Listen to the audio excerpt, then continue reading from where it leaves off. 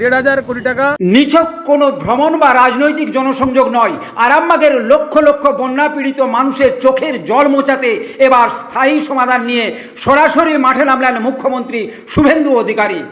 আকাশপথে সবং ও আরামবাগের বন্যা পরিস্থিতি খতিয়ে দেখে উনি সোজা চলে আসেন আরামবাগ মহকুমা শাসকের দপ্তরে।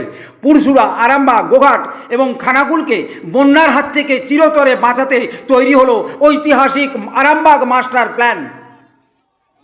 এই মেগা প্রজেক্টের জন্য মুখ্যমন্ত্রী এক ধাক্কায় 1500 কোটি টাকা মঞ্জুর করেছেন।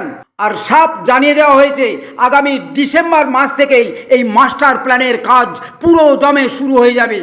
আরামবাগের এই ঐতিহাসিক রূপরেখা নিয়ে বিস্তারিত কি আলোচনা হলো চলুন সরাসরি শুনে নেওয়া যাক গোঘাটের বিধায়ক প্রশান্ত দিগার মহাশয়ের। 1,500 কোটি টাকা আরামবাগ মহকুমাবাসীর জন্য, আরামবাগ মাস্টার প্ল্যানের জন্য উনি স্যাংশন করেছেন। এটা বাংলার ইতিহাসে বিরলতম ঘটনা।